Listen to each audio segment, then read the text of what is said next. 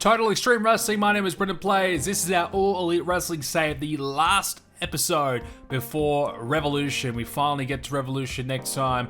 We've got our go-home show for this week, so let's jump straight into it. And let's get into the pre-show where we have a super bad promo, 45 rated, as they're hyping up their match against TJ. On the actual main show, the final showdown between Cody Rhodes and Kenny Omega, and they signed the contract between those two for the upcoming world title match. So we got a few affiliates from Cody, such as Dustin and Arn, and a couple of affiliates from Kenny, such as Nakazawa and Don Callis, all there for this one. Singh, of course, he's still the man in charge around here on our version of AEW, and it's a 97 rated segment. Nice way to build heading into the big match, the pay-per-view. Ricky Starks went one-on-one with Sammy Guevara in a 68 rated match. In the end, it was Brian Cage interfering and costing Ricky Starks the match. So good use here of Sammy Guevara, who's not doing too much, so we can use him to try and elevate the Starks and Cage storyline. They didn't have an amazing match. I thought this could have been a little bit better. I mean, it did lack some psychology, so that's probably why. But 68 is still pretty decent. Post-match though, Cage hits his finisher on Starks and lays him out. So 70 rated there. So that's pretty good. Nice little way to close out this rivalry heading into the pay-per-view. Alright, we've got Stokely Hathaway. He makes his debut, so of course he's just been signed in real life, so we're going to bring him in. And this is perfect because we've been looking for someone to take over the Portfolio faction. You know, we mentioned it a few episodes ago. You know, who can we bring in? Who can we use to be the leader of this group? Well, Stokely's perfect. He's been revealed as the new owner of the Portfolio and promises to make the group megastar. So he's looking to take them to the promised land. Well, here's a storyline, right? So Leo Rush, he made some bad gambling decisions and he went bankrupt. So he had to sell the Portfolio, which, you know, sell, I guess, this company or this investment to whoever would be willing to take it on. And Stokely Hathaway was the highest bidder and he took it. So Leo Rush had to sell to stop from going bankrupt. And Stokely is now the new owner and he's looking to try and take all these guys to the top. So I think it will help Caster and Bowens. They don't really need a mouthpiece, but just someone there to be affiliated with, you know, and obviously keeping them on TV by having them associated with Jade is also a good thing, I feel like, as well. And we could also add to this group as well. It's only got 3 in it at the moment. I definitely think there's room for more. Maybe a top male star could join the group as well and really make it a big deal. So there's a lot we can do to work with this group. So and Stokely, he debuted as a talent agent and it's been rated as great. So a good start for him, 54 rated overall for the segment. So I'm pretty happy with that. Keith Lee and Rey Fenix, 80 rated match. Holy. Keith Lee, 70, that's good. Rey Fenix, no surprise, amazing with 77. And 80 for the match, boosting the Revolution ladder match storyline. I mean, that's perfect. We wanted to have a couple of good matches heading into the pay-per-view to really make this Revolution ladder match seem like a big deal, and this is a good one. Keith Lee grabbed the win over Rey Fenix, so Fenix has slightly more popularity than Keith Lee. I do feel like Keith Lee has just that little bit more potential to be a bigger star for us, so we did go with him. But, you know, Rey Fenix, it's a bit like Darby Allin in some ways. You know, even the Young Bucks as well is another example where they don't need as much popularity to produce the same sort of output. You know, so Rey Fenix can have a 77 rated match and have 65 popularity, whereas Keith Lee has 63 popularity and has a 70 rated performance. So that's kind of the difference there. Someone like Keith Lee needs that extra popularity for him to actually succeed, whereas Rey Fenix doesn't. So that's sort of the thinking here. We're trying to get Keith Lee a bit of momentum, a bit of popularity as well. MJF gloats about how great he is, but CM Punk, he is here, he is ready to fight, and he brings him back up with the Hardys. They've been affiliated a little bit, and they managed to clear house and clear the ring, and CM Punk eventually is able to go out on top here. He embarrasses MJF heading into the pay-per-view, 82 rated for that segment. So yeah, we needed some sort of physical confrontation here. CM Punk obviously can't go into this alone, so he's got the Hardy Boys who aren't really doing a lot. I think it's a nice little mix, you know, CM Punk and the Hardys. Obviously some history there, but I feel like it's a nice little trio that can kind of be used for a short-term thing. And it worked. 82, it's pretty strong, and it's not a bad segment heading into the pay-per-view. Christian Cage and Jay Lethal had a one-on-one match, 69 rated, so I thought this match would actually outperform the Rey Fenix and Keith Lee match. I know, silly me, I don't know what I was thinking, but it didn't. They had no chemistry in the end, which made it for an awkward bout. 69 rated in the end. You take away the no chemistry, I feel like they probably hit 75, and it's still a good match, but it does bring that Revolution ladder match storyline down. After we just built it up, we bring it straight back down, so that's a bit of a shame. Christian picks up the win though over Jay Lethal. So we are really kind of positioning Christian as maybe the favorite to win it. He's been kind of beating everybody.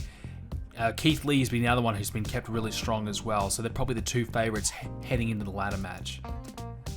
Samoa Joe says he'll be watching Cody and Kenny very closely. So the plan, as we know, Cody's leaving us, Kenny's going to win. We're probably going to transition into Kenny and Samoa Joe. It's a nice little short-term feud, maybe for the House That Always Wins pay-per-view. It's a strong match without giving away one of our best, biggest matches, and it's also a way to get Samoa Joe straight into the mix and try and build up his popularity straight away, even if he does lose to Kenny at the end of it. Ali took on Ty Conti for a 59 rated match. Ali 61, Ty 48. Good stuff, very good stuff. Ali grabbed the win, so yeah, look, it's been back and forth. Lots of matches between Tay J and Superbad, but I feel like it's done its job. This women's tag match, I feel like it's going to be our best women's match we've had. I really feel like that. Even if it is, because of the eye candy and things like that, it's really boosted all the popularity for everyone involved. So all of a sudden, we've gone from having no women in this tag division having any popularity at all to, 4 all in the 40s and doing really, really well.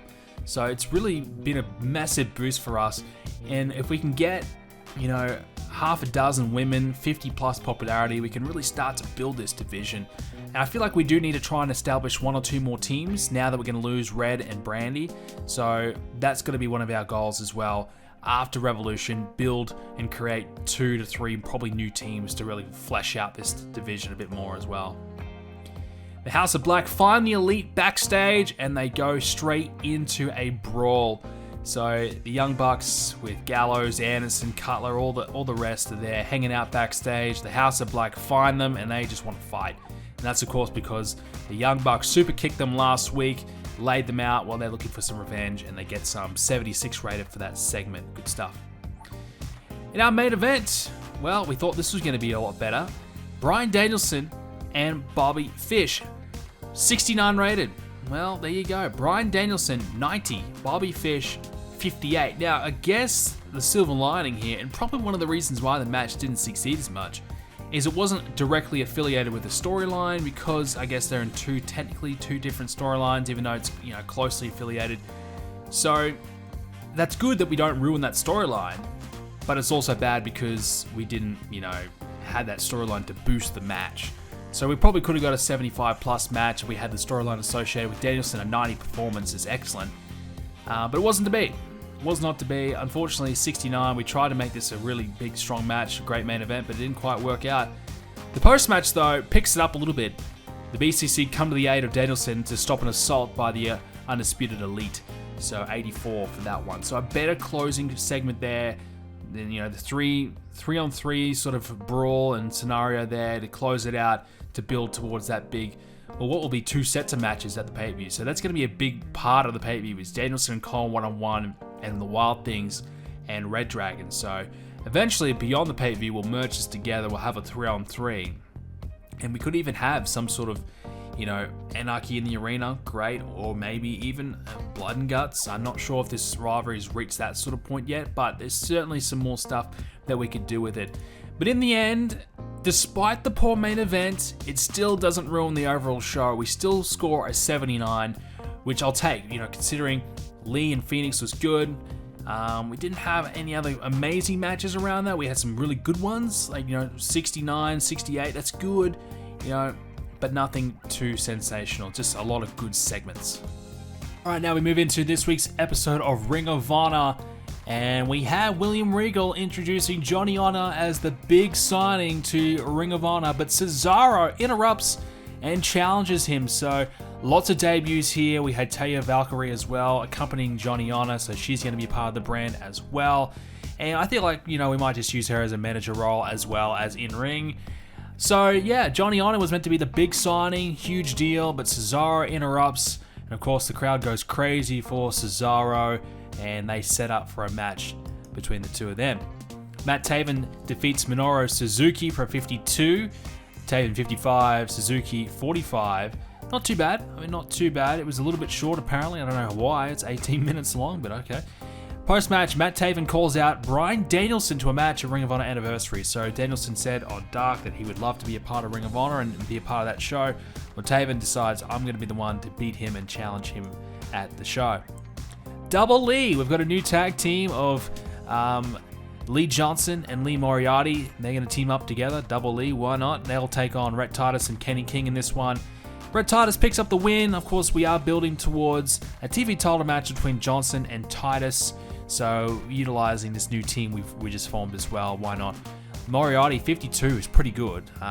Rhett Titus, 54. Lee Johnson was actually the worst in match, 30. So, we probably should have maybe, put Moriarty in this position rather than Lee Johnson. But nonetheless, 45 rated match.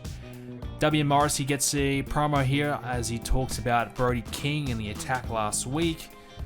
46 for that one. Josh Woods and Aaron Solo had a 50 rated match. Not too bad. Josh Woods 47, Solo 40. We had the Pure title on the line as well. Josh Wood defends. Post-match, Ogogo lays out Woods and holds up the Pure belt. 36. So we're building towards those two having a match. Gianna has a promo on Kira Hogan. 33. Not too bad. And our main event was the Briscoes and the Gun Club. Tag titles on the line. We had a time limit draw to drag this out to the pay-per-view, so we'll set up for a rematch. Again, not quite long enough, which I'm surprised by. Again, it was 18 minutes, but we ran out of time. Jay Briscoe was the best match, 72. Mark Briscoe, 60. So the Briscoes definitely very, very good. Good match. Not a bad little way to finish. We've got the Gun Club. We are looking to turn them heel. I think they are doing better in real life as heels, and we probably need... I feel like once they lose the Briscoes, they'll be out of the mix anyways, and then we can turn them over to heel and they can feud with some of the lower tag teams. So we'll get their one and only tag title shot out of the way early before we turn them. So in the end, a 52 rated edition of Ring of Honor. Not bad, as we continue just to lay the foundations, debut everyone that we want to debut, and build towards their anniversary show. Let's jump into this week's AEW Dark, and we get to open it up with Brandy and Red Velvet. What a great way to get the crowd nice and pumped and ready for some action. 38 rated for the segment. Brandy asks Red to reconsider their future together, but Red wants a match instead, and the crowd goes mild. Yep. Next up, Jurassic Express took on the Butcher and the Blade for 45. Best in the match was Jungle Boy 63. Of course, Jurassic Express picked up the win. We had a backstage segment here between Jade Martinez and Statlander as they get into a bit of a war of words backstage. Just a lot of screaming and taunting and whatnot as we prepare for their upcoming match. 54 for the segment though, that's pretty good. Happy with that. Stu Grayson lost to Max Caster in a 31 rated match as we try and just give Max Caster a win before we give Stu Grayson the boot out of the company. We had a hype video for Wardlow for 66. We had the House of Black taking on the Seidels, and this of course was Brody King and Buddy Matthews. 46 rated match. Matt Seidel broke some fingers. I wonder who did that. Buddy Matthews' best in the match was 60. Brody King was good, 52. Of course, the House of Black grabbed the win as well. Anyone botch that move? No. Okay, so just happened. No one's fault. FTR cut a promo as well for 59, just to get them on TV doing something. Thunder Rosa and Layla Hirsch had a match for 35. Not enough crowd support with this match, so it brought it down. Thunder Rosa 58, Layla 43. But still not enough to really make the match worth seeing. Thunder Rosa was the winner. Danhausen curses all the ladder match participants except for Orange Cassidy. So we'll see if the curse of Danhausen allows Orange Cassidy to win. 47 for that one.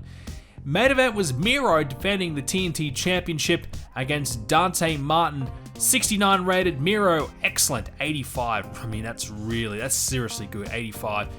Dante was okay, 38. Just a match for Miro. Get him out there, do something. He's out of the mix. We don't have an opponent for him at the pay-per-view, which really annoys me, but it just didn't work out to be. Post-match, Miro demands more competition, and so he should. He should be frustrated. 87 for that one. 61 overall for the show. And we close it out with Rampage this week, and we have the two favorites for the ladder match in the ring at the moment with Keith Lee and Christian Cage going back and forth on the mic. 76 rated. Good stuff here. So spotlighting these two guys in particular, they've obviously had the wins heading into this ladder match. I don't want everyone to kind of, the fans to kind of perceive that these are the only two guys that could win. But, you've got Orange Cassidy, who's in the middle of the card. Will Hobbs is kind of up and coming. Jay Lethal's certainly a threat. Rey Fenix is a threat. But these two guys are kind of shine the brightest. And then we have Swerve and Andrade as the surprises. So you kind of think, okay, they're probably going to be Christian or Keith Lee heading into the pay-per-view. So we let these guys go back and forth on the mic. Samoa Joe has a quick squash match over Jack Evans, 5 minutes. Joe grabs a win and 46 rated. Just a way to get Joe out there and kind of get him a dub and kind of show us what he can do. Kenny Omega tries to reconcile with Joe and wants him to promise that he's not going to interfere at Revolution. 85 for that segment. Good stuff from both guys. Really, really good. And a good way to kind of boost up, the backstory of the Cody and Kenny situation. Will Joe interfere? Is he going to get himself involved? Lots of elements in play there. The Undisputed Elite pick up a victory over the Best Friends in a 58 rated match. Adam Cole, best of the match, 84. Just a way to kind of, get the Undisputed Elite a W as well. Get them out there, get them a win ahead of their upcoming matches at the pay-per-view. CM Punk informs MJF that he got approval for everybody to be banned at ringside for their match. That includes the Hardys. That includes Pinnacle, so it's just going to be Punk and MJF one-on-one. 97 for that one. So that's a nice closing way to build towards the pay-per-view. Ricky Starks taunts Brian Cage ahead of their match for 61. In our main event, we've already done Nick versus Malachi. Now it's Darby and Matt Jackson. 82 rated match between these two. Matt Jackson gets the W after an interference from Don Callis. Matt Jackson 76, Darby Allin 70. Good match though, 82, really good. In that tag team match between Malachi and Darby and the Young Bucks, I think it could be the match of the night. It could be really, really good. I think Bryan Danielson and Adam Cole should probably beat it, and Kenny and Cody could definitely be good as well. So we've got some really good matches at this pay-per-view. What's going to be best, I don't know, but I definitely think this tag match will be really, really good. Post-match, the Elite hold off the House of Black to allow the Young Bucks to super kick Darby Allin repeatedly and take him out. So trying to kind of build towards the fact that Darby may not be 100%, playing off the underdog role, and the Elite get the last laugh. 71, didn't quite execute as well as I would have liked here. Maybe bringing the storyline down a little bit, would have liked a little bit more, especially coming off a really strong match. So that's slightly disappointing. But nonetheless, a 73 rated show, so it does bring our popularity down. We have to do better than 73. We've got to get probably 74 plus to maintain our popularity in a lot of our areas and keep growing the company. So a slight little down on this week for Rampage. But that's it. We are now fully built and ready to go for Revolution. All right, let's take a look at the ratings for Rampage. 625,000 viewers in total. So, well, as we said, we are fully built towards Revolution. Let's take a look at the storyline heats heading in. Punk and MJF red hot with 90. Cody and Kenny really good, 85. Danielson and Adam Cole, 82. House of Black, Young Bucks, 75. Martina Statlander and Jade Cargill, 51. Red Dragon, Wild Things, 84. Revolution match, 71. Starks and Cage, 67. That's pretty good. Superbad, TJ, 54. And Velvet and Rhodes, 44. Okay. I'm happy with that. That's pretty good. Revolution's our next episode. I'm happy with that. And look, I feel like we are doing pretty well. I think, Revolution, obviously we had some delay in some episodes, so we cooled off a little bit, but, we're back on track with the series. And once we get Revolution done, we've got a lot of new talents. There's still a lot of women we haven't debuted yet. We've got Athena and Toni Storm we're going to debut. So a lot of new people coming in. We can really kind of shape the roster where we want it to go. But for now, I'm pretty happy with the direction we're heading in. There's a few big names. Adam Page, Miro, for example, Chris Jericho, not on the card. So definitely we could have beefed this card up even more with some more bigger names. But it just happened to be that they missed out. But some of the popularities, of course, Kenny's got 85 heading in, so he's at the max. Danielson's just about at the max. Adam Cole, low 80s. CM Punk, of course, at the max. MJF's at the max. So some good popularities there. Further down the card, you got Brian Cage with 62, so he's probably going to lose to Ricky Starks, which will impact him, but certainly elevate Starks, which is what the plan has been. Darby, he's slowly getting his way to where we want him to be. 60 popularity, which is good. Try and get him to 70 plus would be really, really good. Obviously, that's the ideal plan.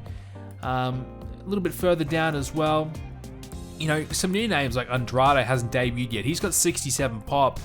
So he's actually a bit further down the card. He's only considered to be well known rather than, a star. Same with Keith Lee, 65 pop. He beat Ray Phoenix now. He gained a few extra points. He's a bit further down the card. Same with Samoa Joe. He's got 63, 64 pop. I think he gained some popularity this week after being involved in that Kenny Omega promo, which that's a big plus. So even if Joe loses that feud, being involved with Kenny could certainly elevate him up the card a little bit further. Because I still think he's got a lot to offer. Yes, he's injury prone, he's 42, but I still think there's something there with Joe. You don't need to strike with him. He's good enough to be a main event star. He's got all the tools, so get him up there.